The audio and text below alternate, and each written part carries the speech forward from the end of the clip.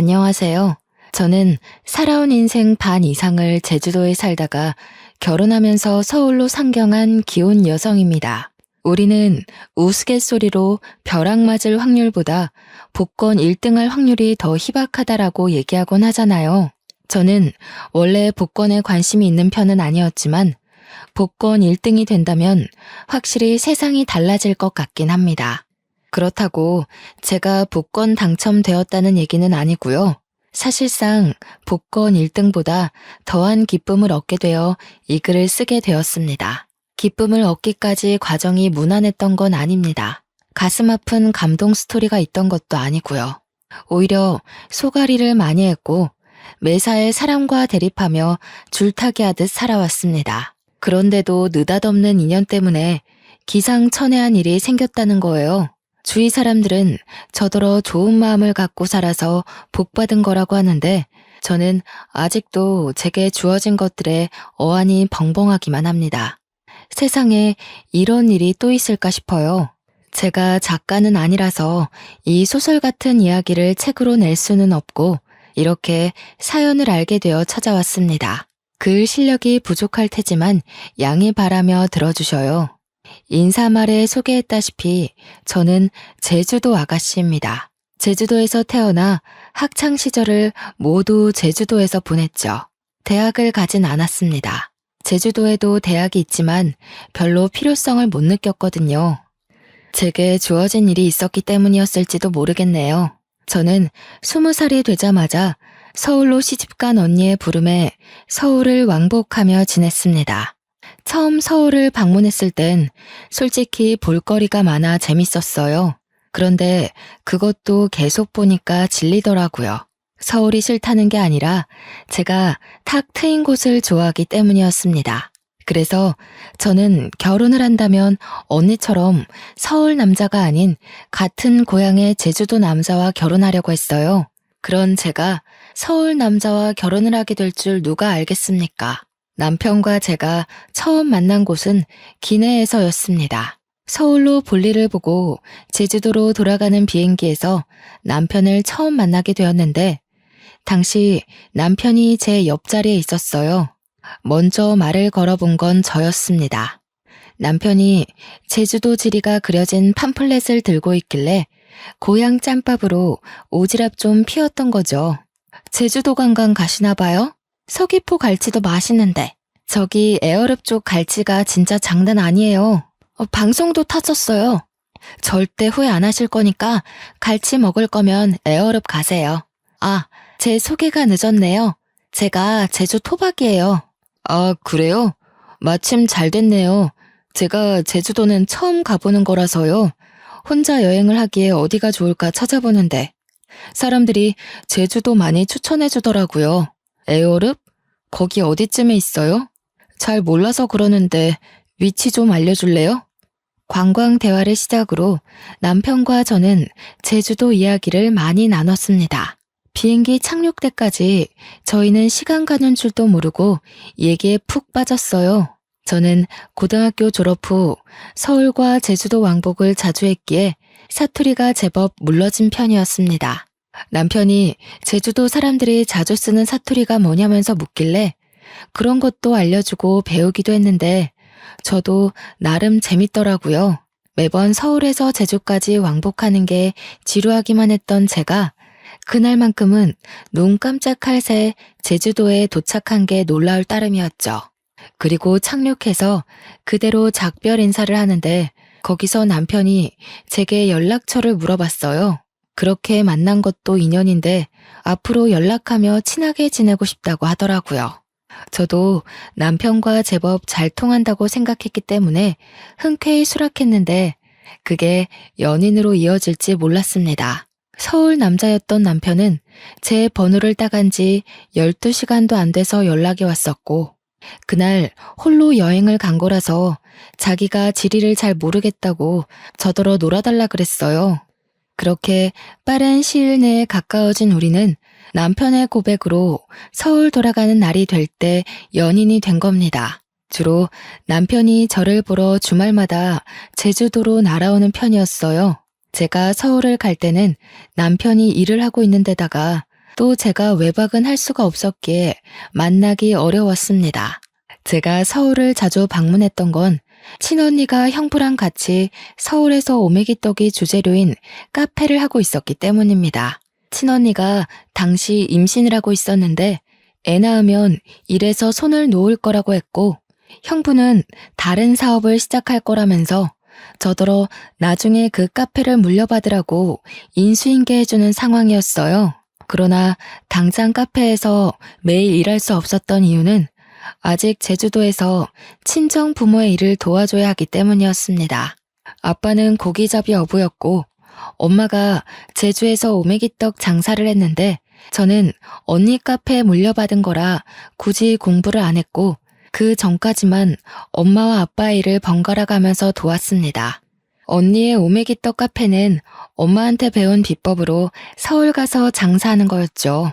어쨌든 그렇게 남편이 주말에 제주도로 오면 하룻밤 자고 올라가고 그랬습니다. 친정 부모님이 보수적이기 때문에 제가 외박을 할 수 없어서 밤늦게까지만 같이 놀다가 남편은 모텔에서 숙박하고 저는 집에서 자는 데이트를 이어갔어요. 그러길 반복하다 보니 남편이 저더러 하루 종일 같이 있고 싶다고 저랑 있으면 생기가 돋고 즐겁다면서 결혼하자고 하는 겁니다.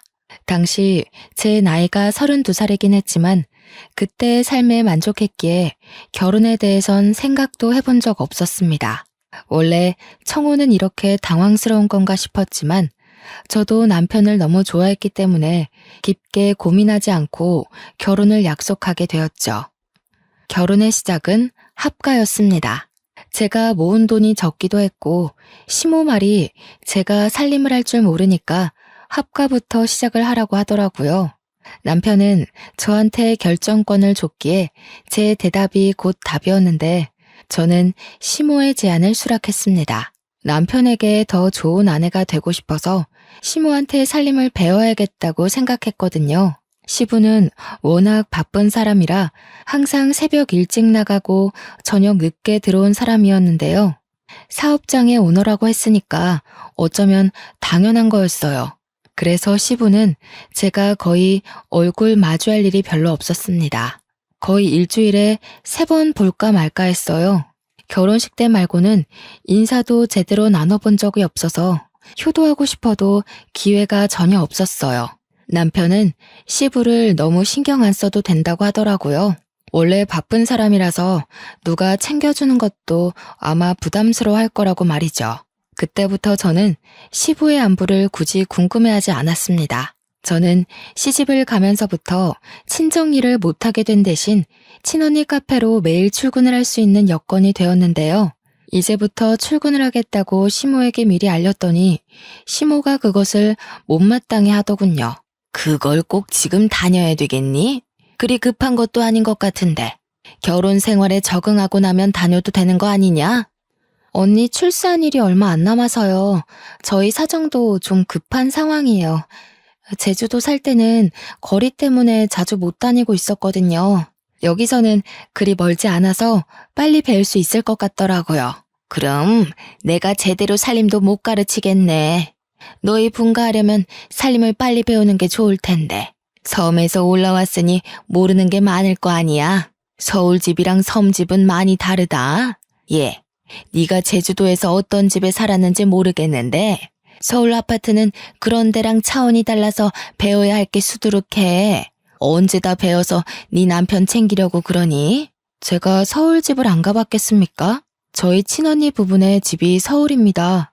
대화를 좀 하다가 알게 된 거지만 시모는 제가 제주도 섬에서 올라온 처녀라는 것에서 수준 차이 난다고 생각하고 있었어요. 아무리 꼬질꼬질하게 있어도 서울 사람은 귀티가 나고 아무리 치장을 해도 섬 사람은 빈티가 난다는 생각이더라고요. 그건 조금만 대화를 해봐도 느껴지는 부분이었습니다. 당연히 불쾌했죠. 그러나 시모가 제게 직접적으로 욕하는 것도 아니었고 은근히 무시하는 경향으로만 툭툭 던졌던지라 제가 대놓고 시모 말에 불쾌함을 드러내기가 애매했어요. 그나마 할 수 있었던 건 시모 말에 무조건 굽히고 들어가지 않는 걸로 대신 불편했던 감정을 풀어냈습니다. 예를 들면 제가 카페에 출근하는 걸 막으려는 시모의 제안을 뻔뻔하게 거절했고, 시모가 빙빙 둘러서 자기 원하는 대답을 유도하려 할 때 그걸 시종일관 눈치 없는 척 하는 것 정도였습니다. 그럴 때면 시모가 저를 답답해하면서 한 번씩 자기 분에 못 이겨 저를 포기해버리고 말았어요. 그 덕에 다행히 언니 카페에서 출근을 매일 할 수 있었습니다. 남편에게는 시동생이 하나 있는데요. 시동생이 이 시댁에서 좀 남다른 존재더라고요. 남편과 달리 우수인재 축에 속해서 진작에 유학생활을 하고 있었다고 하더군요. 남편은 공부머리가 뛰어나지 않아서 시부가 유학 제안을 했었지만 바로 거절했다고 했고요. 그래서 시댁은 다른 집과 다르게 희한하게도 장남보다 차남이 우대받는 입장이었습니다. 몰랐는데 시모가 제게 촌스럽다고 은근히 돌려서 서울 여자들이랑 비교했던 것처럼 남편한테도 은근히 시동생과 비교를 하지 뭡니까? 넌 내년에 봉급 얼마나 오른다니? 그래도 다닌 지 오래됐는데 이제 좀 확 오를 때 되지 않았나? 그놈의 쥐꼬리만한 월급 때문에 내가 다 답답하던데. 공무원이 올라봤자죠. 엄마가 생각하시는 만큼 오를 리 없으니까 그만 좀 물어보세요. 어차피 저한테 별다른 관심 없으시잖아요. 얘 봐라. 잔소리도 다 어미의 정이야. 내가 진작에 사업 하나 해보라고 했잖니. 요즘 같은 세상에 공무원 하나 해가지고 뭐 해먹고 살래? 네 동생 봐라. 벌써 그 나이에 한 달에 용돈만 돈 100만 원씩 보낸다. 내가 이걸 장남한테 받아야지 막내한테 받는 게 말이니? 어떻게 돈 불릴 궁리를 안 하는가 몰라. 시댁에서는 시부도 사업을 하고 있었고 시동생도 사업을 막 시작해서 단번에 성장했다고 했습니다. 그런 집안에서 남편만 공무원으로 안정직에 있는 상황이었는데요. 어떤 집안에서는 공무원이 남편 감으로 딱 좋다고 칭송하는데 시모는 돈이 확확 튀면서 졸부같이 사는 걸 좋아하는 것 같았습니다. 그렇다고 제가 친언니의 개인 사업을 물려받는 건 또 안 좋아했어요. 혹시라도 제 사업이 잘 돼서 자기네 식구보다 잘 나갈까봐 염려하더라고요. 무조건 자기 집에서 성공하는 사람이 있어야 된다고 보는 듯 했습니다. 남편은 내성이 생긴 건지 시모 말에 대강 대답할 뿐 별다른 감정을 드러내지 않았습니다. 옆에서 듣기만 해도 제가 대신 화가 나는데 정작 당사자가 가만히 있으니 제가 뭐라 나설 수는 없겠더라고요. 그래서 주로 뒤에서 남편을 위로해주기만 했습니다. 어머님 말 너무 신경 쓰지 마. 공무원은 뭐 아무나 되는 줄 아나? 내 친구는 공무원 시험 벌써 3번이나 떨어졌어. 공무원 경쟁률 장난 아닌데 어머님은 아무것도 모르면서. 나 신경 안 써. 원래 저런 사람이야. 나 때문에 당신이 신경 쓰는 것 같은데 당신이야말로 내 걱정은 마. 그래도 걱정해줘서 고마워. 당신이 옆에 있어서 내가 좀 숨 쉬어진다.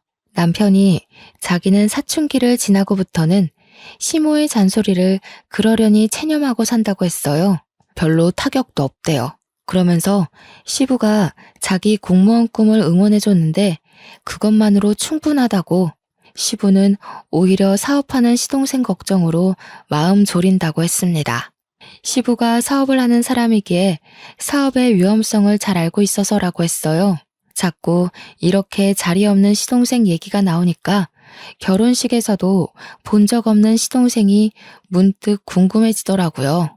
남편한테 슬쩍 물어봤더니 남편 말로는 시동생이 똑똑한데 얼굴도 자기보다 잘생겨서 잘나긴 했다고 하더군요. 얼마나 잘났길래 시모가 저리 차별을 하는 건가 괜히 샘통이 났습니다. 그렇게 하가 생활 3년이 지났을까요? 그토록 궁금하던 시동생이 귀국한다는 소식이 들려왔어요. 그날은 시댁에서 완전 명절 분위기였습니다. 시동생이 온다니까 저도 들뜨긴 했는데 한편으로는 남편이 걱정되는 겁니다. 시동생이 완전 한국으로 정착하러 온다는데 없는 사람과도 제 남편을 그렇게 차별했잖아요. 그런데 같이 살기까지 하면 얼마나 더 비교를 하겠어요? 불안과 호기심에 저는 그날 카페 일도 안 나가고 시모랑 같이 음식을 준비했습니다. 그렇게 저녁 시간이 되었는지도 모르고 진수성찬을 차리고 있었는데요. 퇴근하고 온 남편을 제가 반기기도 전에 시모가 먼저 잔소리를 해버리지 뭡니까? 너는 좀 일찍 맞춰서 공항까지 동생 좀 태우고 오지. 오늘 네 동생 오는 날이라고 했잖아. 애가 지금 비행기 오래 타서 피곤할 텐데 택시 타고 오는 중이란다. 공무원이 어떻게 일찍 맞춰요? 제가 월차 연차 낸 적은 있어도 어디 마음대로 일찍 퇴근하는 거 봤어요? 지난번에도 말씀드렸던 것 같은데요. 그러니까 말이다. 네가 진작에 사업을 해서 대표 자리 떡하니 맡고 있었으면 시간 구애받지 않았을 거 아니냐. 우리 집 남자들 사주는 죄다 사장인데 너는 누굴 닮아서 그렇게 도전 정신이 없니? 이쯤 되니까 저는 얼굴도 모르는 시동생이 궁금한 걸 넘어서 참 얄미웠습니다. 남편이 익숙해져 괜찮다고 했지만 어느 누가 비판받는 것에 적응이 되겠습니까? 아마 그건 마음속 관역이 닳고 닳아서 화살이 그냥 통과될 만큼 너덜너덜해진 걸 거예요. 마침내 시동생이 도착했고 초인종 소리에 시모가 불이 나게 달려갔습니다. 아이고 내 새끼 고생 많았다. 세상에 왜 이렇게 말라졌어? 밥도 제대로 못 먹고 일만 한 거 아니야? 요리하는 사람 좀 고용해서 끼니를 제대로 챙기지. 아무리 그래도 거기 음식 자체가 내 입맛에 안 맞더라고. 엄마가 해주는 밥 먹고 싶어서 죽는 줄 알았어. 그래서 더 빠진 건가? 근데 형은? 몰라. 동생이 왔는데 나와보지도 않네. 일단 손부터 씻고 와서 앉아. 엄마가 너 좋아하는 걸로 잔뜩 차려놨어. 남편이 퇴근한 뒤 아직 씻고 있었기에 남편 대신 제가 나가서 시동생에게 인사를 했습니다. 남편이 시동생을 잘났다고 엄청 자랑을 했었잖아요. 그런데 솔직히 실제로 보니까 제 남편이 더 잘나 보였어요. 일단 외적으로는 제 남편이 더 키가 컸고 체격이 좋았습니다. 시동생은 좀 마르고 허여멀건한 데다가 약간 멸치상이었어요. 공부 잘하는 괴짜처럼 생겼더라고요. 제가 우리 남편 와이프라서 남편 편을 들려는 게 아니고요. 정말 남편이 시동생을 한참 좋게 평해준 거였다니까요. 그러니까 제 눈에 시모는 시동생이 돈을 많이 벌어서 그거 하나만 가지고 좋아하는 것 같았어요. 형수님, 형한테 얘기 들었습니다. 듣던 대로 인상이 부드러우시네요. 형이 얼마나 형수님 자랑을 하던지. 저도 형수님처럼 좋은 여자 만나서 결혼하고 싶어요. 시모 때문에 시동생을 미리부터 미워하고 있었지만 막상 시동생을 만나니까 제가 얄미워했던 게 미안할 만큼 성격이 동글동글하고 좋더라고요. 그 순간 누구한테도 해보지 않을 불평이었는데도 시동생을 욕했던 제 자신이 부끄러웠습니다. 시동생이 이렇게 살가워서 남편이 시모가 시동생을 편애해도 그리 칭찬하고 감쌌나 봅니다. 그렇다는 말은 시댁에서 남편을 싫어하는 사람은 시모뿐이라는 거잖아요. 왜 그럴까 곰곰이 생각하게 되다 보니 문득 남편과 시동생이 안 닮았다는 걸 알게 되었습니다. 실례인 걸 알지만 저도 모르게 그걸 식사 자리에서 말해버렸더니 분위기가 싸해진 거 아니겠습니까? 질문을 한 건 저인데 당황한 것도 저였습니다. 아무도 제 말에 답을 안 하고 침묵만 흐르던 그때 가장 먼저 입을 연 건 시동생이었어요. 형수님 모르셨구나. 형, 우리 집 얘기 형수한테 말 안 했어? 그래도 결혼까지 했는데 형 사정은 알고 계셔야 되지 않나? 아, 뭐 좋은 일이라고. 나중에 상황 봐서 얘기하려고 했지. 미리 말 못해서 미안해 여보. 내가 밥 먹고 나중에 따로 설명해 주던가 할게. 남편은 그 뒤로 몇 숟가락 뜨지도 않았는데 자리에서 일어나 버렸습니다. 제가 따라서 일어나려 했는데 시동생이 제게 말을 걸더라고요. 남편이 나중에 말해주겠다던 개인 사정 이야기였어요. 듣자 하니 시부가 시모와 결혼 생활을 하는 동안 다른 상간녀를 만나 가진 아이가 남편이라 하더라고요. 그럼에도 시모가 남편을 자식으로 받아들인 건 그 당시 시모는 난임 판정을 받았기 때문이었고 비록 남의 애지만 시부를 무척 사랑했기에 용서하고 남편을 자기 자식으로 인정했다고 했습니다. 그러다 몇 년 뒤 기적처럼 시험관에 성공해 태어난 사람이 바로 시동생이었다고 했어요. 전혀 몰랐던 복잡한 가정사에 저는 남편에게 실수했다는 걸 자각했습니다. 시동생이랑 시모에게 양해를 구하고 얼른 자리에서 일어나 방으로 갔어요. 남편이 무슨 생각을 하고 있는지 고뇌 가득한 얼굴로 침대에 앉아 있더라고요. 남편이 왜 시모에게 그런 취급을 받고 살았는지 알게 되니 남편의 처지가 참 불쌍하다고 느껴졌습니다. 태어났을 뿐인데 세상에 낙인 찍힌 셈이잖아요. 이 사실이 드러날 때마다 얼마나 손가락질을 많이 받았겠습니까? 저는 그 사실을 더 이상 언급하지 않고 남편을 조용히 위로해줬습니다. 남편은 거실에서 자기 얘기하는 게 들렸는지 저더러 미리 말 못해서 미안하다고 하더라고요. 이혼하자고 해도 자기 잘못이니까 받아들이겠다고도 했어요. 당신이 나한테 실수를 한 것도 아닌데 우리가 왜 이혼을 해? 당신 나한테 한 번도 실망시킨 적 없고 남편 노릇 못한 적도 없고 속상하게 한 적도 없었어. 내가 보기엔 적어도 어머님보다는 신이 좋은 사람 같아. 제 위로에 남편이 웃음을 흘렸습니다. 저를 안아주면서 고맙다고 역시 저랑 결혼하길 잘했다고 하더군요. 결혼 전이나 후나 자기를 웃게 하는 사람은 저밖에 없다면서요. 남편과 저는 저희 나름대로 스스로 마음을 보호하면서 지냈는데요. 무슨 중고등학생 양아치 놀이도 아니고 시모뿐만 아니라 시동생까지 문제가 있더라고요. 그동안 멀리 떨어져 있어 몰랐을 뿐 시동생 또한 남편을 은근히 무시하는 경향이 있었습니다. 둥글둥글한 성격으로 보였던 건 사업을 하는 사람이었기 때문에 습관적으로 비즈니스 태도가 배어 있었기 때문이었어요. 한 두세 달 지내다 보니까 완전히 보이더라고요. 아주 자기 엄마랑 똑 닮아선 제 남편에게 형형거리면서 뻔뻔한 요구를 다 하더라니까요. 형, 이번에 아빠 생신 선물 차 한 대 바꿔드릴까 하는데 돈 좀 보탤 수 있겠어? 나 혼자 해도 괜찮지만 그래도 형제니까 같이 하는 게 좋을 것 같아서. 벌써 아빠 생신이구나. 같이 하면 좋긴 하겠네. 내가 시간이 안 돼서 따로 같이 사러 가주진 못할 것 같다. 얼마 정도 하는데? 아동 비용도 내가 댈게. 우리 사이에 이동 비용은 무슨?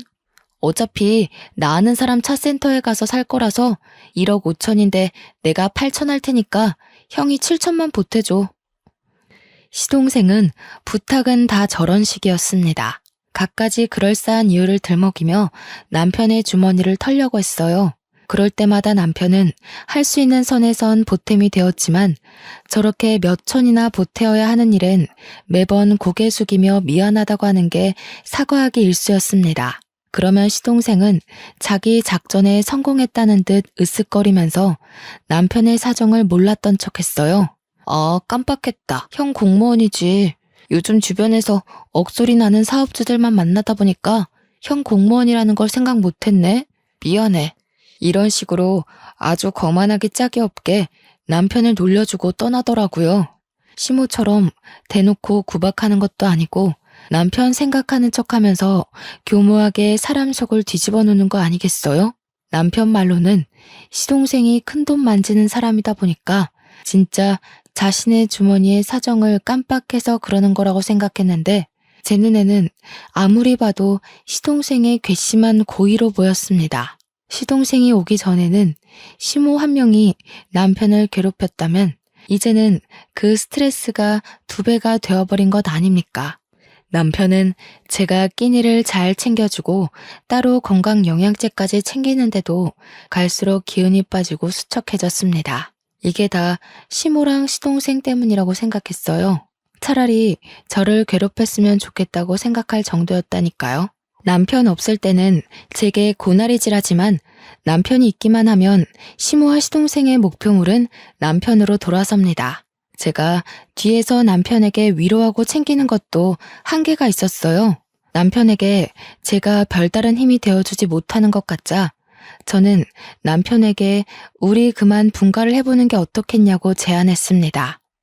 우리 대출 받아서 분가하자. 같이 모으고 있던 돈까지 합치면 작은 집 정도는 구할 수 있잖아. 당신 이렇게 기운 없어지는 거 못 보겠어. 이대로면 나 당신 말도 안 듣고 어머님이랑 도련님한테 싸움 걸지도 몰라. 저는 제주살이를 하면서 어릴 때부터 아빠와 엄마의 직장을 놀이터처럼 놀러 다녔다 보니 진상인 사람들을 익숙하게 봤습니다. 그때마다 제가 부모님 지키겠다고 7살 어린 나이에 어른에게 주먹질을 하고 그랬어요. 그래서 부모님께도 많이 혼이 났었어요. 혹시라도 제가 다른 데 가서 사고를 칠까봐 걱정해서였겠죠. 오랜만에 진상인 사람들 만나니까 과거에 들끓던 에너지가 올라오는지 저는 정말 시무랑 시동생과 다툼을 일으킬 것 같았어요. 남편을 위한 것도 있지만 제가 살기 위해서라도 분가를 하고 싶었습니다. 남편은 생각해보겠다고 하더니 하루 뒤에 바로 긍정적인 답변을 주었어요. 그 뒤론 망설이지 않았습니다. 하루라도 빨리 시모와 시동생을 남편과 떼어놓고 싶어서 저녁 식사 자리에서 얘기를 했어요. 저희가 분가를 하겠다고 시모에게 알리자 역시 예상했던 대로 시모는 돈도 없는 것들이 살림 동낼 생각 있냐고 성질을 부렸습니다. 버는 사람 따로 있고 쓰는 사람 따로 있어? 혹시라도 우리한테 손 벌릴 생각이면 말하라. 지금 애비랑 동생이 돈 잘 번다고 콩고물 좀 떨어지지 않을까 생각하나 본데 절대 그럴 리 없다. 우리가 알아서 할 거니까 엄마는 신경 쓰지 마세요. 손 벌릴 생각 없으니 분가할게요. 아버지한텐 제가 따로 연락드리겠습니다. 왜 그래 형? 내가 와서 불편해서 그래? 그럼 그냥 형이 있어. 내가 따로 독립할게. 형 돈도 없으면서 왜 굳이 바보 같은 짓을 해? 이럴 때면 진짜 나이 거꾸로 먹는 것 같다. 바보? 시동생의 섬나는 발언에 저는 남편의 아내로서 더 이상 듣고만 있을 수 없었습니다. 그래서 저도 모르게 제주살이 하면서 억세졌던 성격이 불쑥 튀어나와 버렸지요. 다들 돈 하나름 쥐어줘 보거나 그런 말씀들 하세요. 맨손에 맨입으로 돈 없네 마네. 남의 주머니 사정 놀리지 마시고요. 그렇게 돈이 많으면 좀 뿌려보시든가요. 그래야 우아하면서 입 벌리고 부러워하기라도 하죠. 맨날 말로만 떵떵거리지 큰 돈 만진다는 게 진짠지 아닌지 알 수가 있나? 뭐라고요? 형수님, 무슨 말씀을 그렇게 하세요? 아무리 섬 구석에서 덜 배우고 컸다지만 저도 엄연히 시댁 사람입니다. 말 가려주세요. 공무원이라고 무시하는 요즘 세상에 시댁 사람, 친정 사람이 어딨대요? 지금은 명절도 안 챙기고 다들 여행 가기 바쁜 시대예요. 시댁 사람은 무슨? 어머, 얘가 오늘따라 왜 이러니? 너 약 먹었어? 그게 무슨 말버릇이야? 세상에 어느 며느리가 너처럼 어른 앞에서 입을 함부로 놀린다니? 어머님도 그러시는 거 아니에요. 어머님 친구 없으시죠? 제가 볼 땐 사람들이 어머님이랑 대화 조금 해도 다 떨어져 나갈 것 같은데. 그래서 더 돈으로 치장하고 사람들 마음 사려는 거죠? 시모는 제 말에 뒷목을 잡으면서 벌떡 일어났습니다. 제 얼굴로 올려는 손을 남편한테 붙잡히는 바람에 화만 버럭 냈어요. 그날은 제가 시댁을 들어오고 시댁에서 처음으로 대판 말다툼이 벌어진 날이었습니다. 제가 굽히지 않으니 상황은 극에 달하기까지 했는데요. 급기야 시동생이 시부한테 연락해서 시부까지 일을 중단하고 시댁으로 찾아오는 사태가 벌어졌어요. 저희가 얼마나 시끄럽게 싸움을 하고 있었으면 시부가 들어오는 소리를 못 들었지 뭡니까. 시부가 고함을 치는 바람에 저희 다툼이 무 자르듯 뚝 끊겨버렸습니다. 하필 제가 건방지게 막 소리를 지르고 있던 때라 저만 순식간에 죄인이 된 기분이었어요. 그리고 태세 전환 빠르게 들어간 시모는 주저앉으며 눈물을 터뜨렸고 시동생은 지 엄마를 달래줌으로써 저는 더 악질 며느리처럼 보이게 되었죠. 시부를 오랜만에 얼굴 마주하는 건데 이 꼴을 보여버렸으니 면목이 없어 고개를 숙였습니다. 동네 창피하지도 않아? 도대체 뭐야? 뭔데 일하는 사람까지 불러서 싸움 구경하게 해? 어디서 나이값 못하고 개싸움을 하고 있냐고? 그때 시동생이 시부를 불렀기에 시동생이 먼저 발언권을 가졌는데요. 아빠, 형수가 나더러 큰돈 만지는 거 구라 아니냐고 거짓말쟁이로 만들더라고. 아빠가 나 사업자금 대줬잖아. 그래서 내가 그거 아빠한테 다 갚았잖아. 증언 좀 해줘. 시부에게 혼나게 생겼다고 각오를 하고 있던 그 순간 시부가 시동생의 싸다구를 훅 날리는 거 아니겠어요? 찰진 소리에 모두가 깜짝 놀래서 숨을 죽였고 시모도 우는 척을 관두고 얼른 일어나 시동생을 살폈습니다. 절딱선이 없는 것. 내가 돈으로 잘난 체 하는 일 없도록 하라고 했지. 나는 아들이라고 봐주는 것도 없다. 철없이 굴면 바로 호적에서 제명이야. 어디서 사업하는 사람이 함부로 허세를 부려? 왜 애 얼굴에 손을 대요? 잘못한 건 큰애네인데 왜 우리 애한테 그러냐고요? 당신 매번 우리 애한테만 차별할 때 내가 얼마나 속상한지 알아요? 시끄러워. 다른 사람 변명 다 필요 없다. 도대체 이게 무슨 난리인지 며느리가 얘기해보거라. 며느리 얘기 끝날 때까지 누구라도 입 열기만 해봐. 바로 쫓아낼 테니까. 의외였습니다. 제가 마지막까지 악을 지르고 있던 사람이라서 시부가 저를 안 좋게 볼 거라고 생각했거든요. 근데 그게 아니라 시부는 그나마 제가 제3의 입장이라고 생각한 것 같았어요. 그래서 저는 지체 없이 토시 하나 빠뜨리지 않고 있었던 모든 대화들을 말씀드렸습니다. 제가 대학만 안 갔지 기억력 하나는 끝내줬거든요. 그래서 친언니한테 인수인계 받을 때도 기억력이 톡톡히 성과를 내주는 덕에 친언니가 저를 더 믿고 가르치는 거였습니다. 시부가 조용히 하라고 했는데도 제 발언에 반박하려는 시모를 시부가 시선으로 제압했어요. 그러면서 시부가 우리더러 자금을 대줄 테니 분가라는 놀라운 제안을 해줬습니다. 저희를 진작에 분가시킬 생각이었는데 자기 일이 바빴던지라 깜빡했다고 하더라고요. 시모는 그 소리에 배가 아팠는지 날고 기면서 돈 아깝게 왜 우리 돈으로 쟤네 분가를 시키냐고 시부에게 호소했습니다. 당신이 쟤네 속셈은 몰라서 그래요. 우리가 괜히 이러는 줄 알아요? 당신 돈 있는 거 알고 공짜로 돈 구해내려고 그런 거라고요. 엄마, 그만 좀 하세요. 이 사람 여기저기 돈 구하는 사람 아니거든요. 엄마 같은 사람이랑 달라서 사람밖에 구해본 적 없는 사람입니다. 모욕하지 마세요. 사람 같은 소리 하네. 사람은 뭐 아무나 구하는 줄 아니? 차라리 돈 구한다고 하는 게 훨씬 현실 같겠다. 애들 장난도 아니고 그런 것도 변명이냐? 유치해서 정말. 어머님처럼 돈 생각만 하는 사람들은 생명을 구한다는 말에 괴리를 느끼겠죠. 제정신 바뀐 사람들은 어머님 같은 사람 옆에 두질 않아요. 이거 보이세요? 어머님은 누굴 구하다가 이런 상처까지 감수해 보셨어요? 뭐든 어머님 기준에 안 맞다고 함부로 판단하지 마세요. 시모에게 눈에는 눈, 이에는 이로 공격하다 보니 저도 모르게 숨겨놨던 흉터를 드러내게 되었습니다. 유치한 다툼인 걸 알지만 시모 화를 복돋는 데는 이만한 공격이 없더라고요. 제 흉터를 보고 시모가 살짝 흠칫하긴 했지만 또 자기만의 해석으로 맞대응을 하려고 했는데요. 그때 시모를 밀치고서 시부가 제 앞을 차지해오는 거 아니겠습니까? 설마 며느리야? 그 상처 어떻게 다친 거야? 어디서? 언제 그렇게 됐어? 너 제주도에서 살았다고 했었지? 설마 그게 그 흉터랑 관련이 있니? 예? 이건 제주도에서 한 13년 전인가?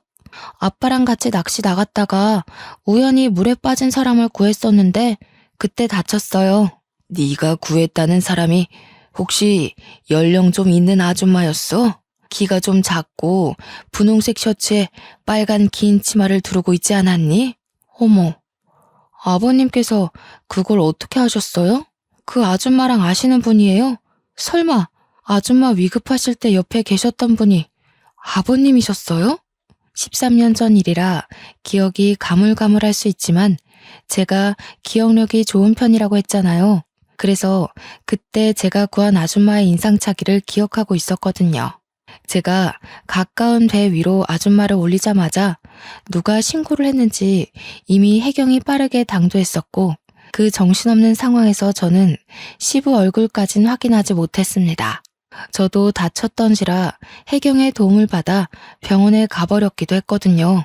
시부는 저의 증언에 충격먹은 표정을 하고 있더니 곧 제 손을 꼭 잡았습니다. 그 이후 시부가 줄줄줄 얘기해주는 사실에 놀란 건 오히려 저희 쪽이었어요. 알고 보니 제 남편의 친모였던 아줌마가 시한부 인생을 살고 있었는데 요양을 한다고 제주살이를 시작했었대요.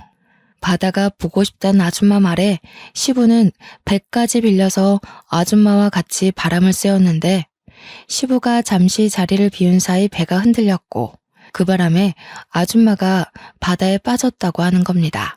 우연히 거길 지나갔던 사람이 바로 저와 아빠였던 거예요. 아빠랑 배낚시를 하고 있던 저는 당시 고등학생이었는데 제가 먼저 그 상황을 먼저 목격했거든요. 그래서 물에 빠진 아줌마를 보자마자 망설임 없이 뛰어들었어요. 그런데 아줌마를 건져 올리는 과정에서 바위에 세게 부딪히는 바람에 다리에 커다란 생채기를 내고 말았죠. 피가 뚝뚝 떨어지는 와중에도 저는 사람을 구하느라 정신이 없었고 뒤늦게 달려온 아빠가 제 다리를 살폈습니다. 그 상황에서 아마 시부는 아줌마를 살리기 위해 인공호흡을 하고 있었던 걸로 기억해요. 정신이 없던 와중에도 시부는 제 다리에 난 상처를 유심히 보았나 봅니다. 시간이 흘렀는데도 상처를 보고 단번에 기억을 떠올리다니. 그 당시 제가 아줌마를 살렸지만 원래 아줌마는 시한부였기 때문에 4달 후 사망했다고 합니다. 그러면서 아줌마가 죽기 전에 자기를 살렸던 저를 꼭 만나고자 했다고 방방곡곡 찾으려고 했다는 거였죠. 그런데 저를 찾기란 쉽지가 않았고 아줌마는 결국 저를 만나보지 못하고 세상을 떴답니다. 충격적인 과거일을 읊어주면서 시부는 눈물까지 흘렸습니다. 내가 너를 얼마나 찾았는데 이렇게 바로 옆에 있는 줄도 몰랐구나. 내가 지질이도 바보였다. 며느리로 둔 지 수년째인데 이 사실을 이제 알다니. 저는 시부와 그 아줌마가 관계 있다는 사실에 놀란 것도 있지만 제가 시동생한테 들었던 내용과는 이야기가 달라서 혼란스러운 것도 있었습니다. 그러니까 시부의 상간녀 스토리는 제대로 알고 보니 시모가 전부 거짓말로 지어낸 스토리였어요. 원래는 시부가 시모가 아닌 아줌마랑 먼저 혼인한 사이였는데 이미 몸이 안 좋은 채로 결혼을 강행했던지라 아줌마는 일부러 시부와 혼인신고는 하지 않았다고 했고 아이를 낳고서 더 악화된 건강 때문에 제주도를 가게 되었다고 합니다. 그리고 제주살이 한 지 한 달 만에 그 사고를 당해 아줌마의 컨디션은 급속도로 저조했다고 해요. 자기의 죽음을 예감한 아줌마는 시부한테 빌게 된 소원이 하나 있었는데 그게 바로 시부의 재혼이라고 했답니다. 시부와 아줌마는 서로 많이 사랑하는 사이여서 아줌마가 시부 혼자 남겨진 걸 가장 걱정했대요. 그래서 꼭 재혼을 했으면 좋겠다고 했다지 뭡니까. 시부가 서류상에는 첫 결혼으로 보이겠지만 사실상 시모와 재혼을 했던 거였습니다. 시부는 아줌마의 마지막 소원을 들어주기 위해서 당시 아줌마의 요양보호사로 있던 시모와 계약 결혼을 했고 아줌마는 그걸로 이제 시부 걱정 않고 마음 편히 눈을 감았다고 했어요. 이 사실은 남편도 처음 듣는 것 같았습니다. 한 여고생이 물에 빠진 자기 친모를 살렸다는 얘기를 시부한테 들은 적 있었던 남편은 그게 저라는 사실에 그저 벙쪄 있었더라고요. 그리고 다른 의미로 시모랑 시동생도 충격을 먹은 채 입을 다물고 있었어요. 그러니까 결과적으로 지금 제게 시모인 저 사람이 아줌마의 요양보호사라는 거잖아요. 대단한 사모님인 척 하던 저 아줌마가 원래는 우리 남편처럼 월급쟁이였다는 거 아닙니까? 어이없어서 웃음이 나왔는데 이런 뒷이야기는 시동생도 처음 알았나 봅니다. 자기 출생 비밀과 출신이 생각보다 형편없다고 생각했는지 자기 엄마한테 분노를 느끼고 있었어요.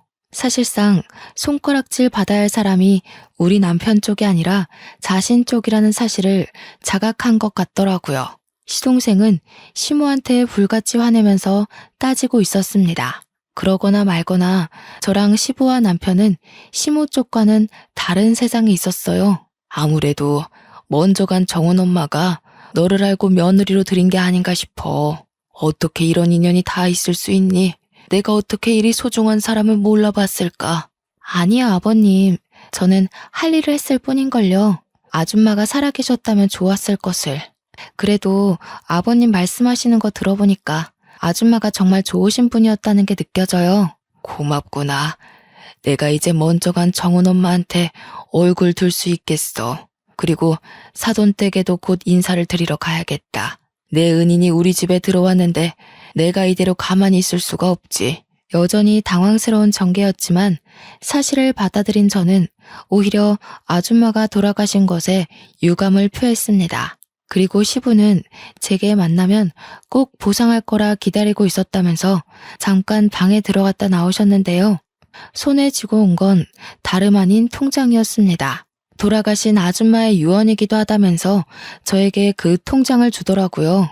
그게 아줌마 사업장을 정리하고 남은 돈의 일부라는데 아줌마 말로는 꼭 자신의 은인에게 답례를 하고 싶어 했다고 했어요. 얼떨떨하게 받은 그 통장을 열어보는 순간 저는 소스라치게 놀라서 다시 시부에게 통장을 돌려줬습니다. 소소한 답례라기엔 너무 큰 돈이었거든요. 회사의 오너였다는 아줌마가 제게 일부만 남겼다는 그 유산은 무려 31억 원이었습니다. 한 번도 본 적 없던 숫자이기도 했고 너무 큰 돈이라 받을 수 없다고 바로 돌려줬는데 시부는 너무 완강했어요.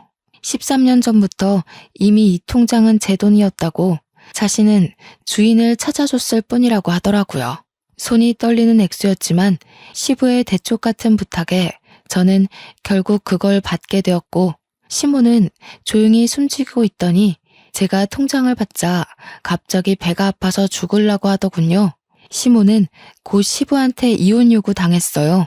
아마 제가 그대로 일러바친 발언들을 믿어주는 듯 했습니다. 제가 거짓말할 사람은 아니라는 걸 시부가 알아봐준 덕일 겁니다.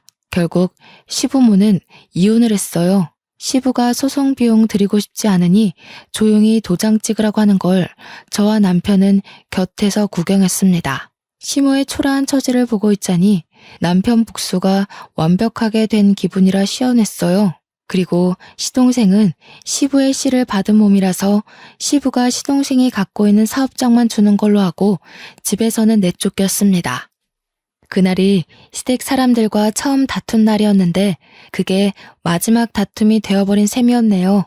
저와 남편은 굳이 분가를 하지 않고 시부를 모시고 살게 되었어요.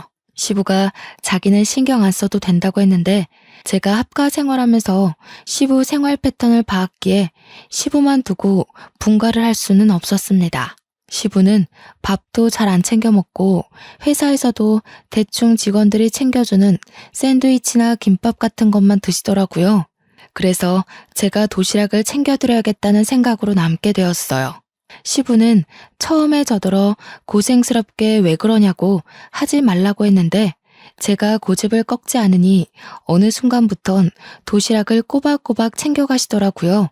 그 때문인지 과거에는 저녁 식사 때 함께한 적 없던 시부가 요즘은 저녁 식사 시간에 맞춰서 퇴근을 하고 오십니다. 제가 분위기를 좀 잘 띄우는 타입인데요.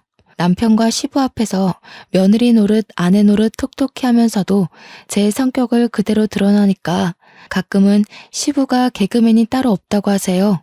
칭찬인지 모르겠지만 시부랑 남편이 웃는 게 좋으니까 좋게 생각하려고요. 그리고 저는 31억 받은 돈에 손을 조금 댔는데요. 친정 부모님께 집을 하나 해줬고 언니랑 형부네에도 집 하나 해줬고 남은 돈은 적금 들어놓았어요. 제가 원했던 결혼 생활이 어떤 모습인지 한 번도 생각해 본 적 없지만 다시 생각을 해보려고 한다면 딱 지금이 아닐까 싶습니다. 주위에 모난 사람 하나 없어서 그런지 세상을 바라보는 게 제 시선이 아주 둥글둥글하네요. 앞으로 손자, 손녀가 생긴다면 제 결혼 생활이 완벽하게 즐겁지 않을까 생각합니다. 다른 거 바라는 거 없고 그저 우리 식구들 전부 몸 건강, 마음 건강하게 잘 지내길 바랄 뿐이에요. 제 복권 1등 같은 사연 어떠셨나요? 이거 복권 당첨이라고 해도 되겠죠? 저희 식구가 받은 행운처럼 제 사연 듣고 계시는 청취자분들께서도 돈벼락 떨어지길 바랍니다. 감사합니다.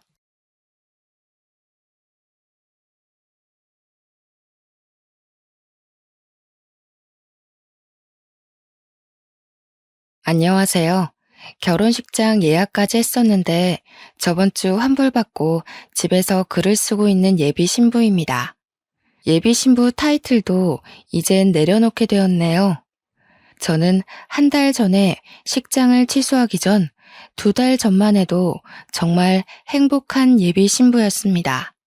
살아 숨쉬는 이 땅덩어리에서 한 사람 기준으로 수없이 많은 애군들이 지나친다고 하는데 그중 가장 상실감이 큰 경험은 무엇이 있을까요?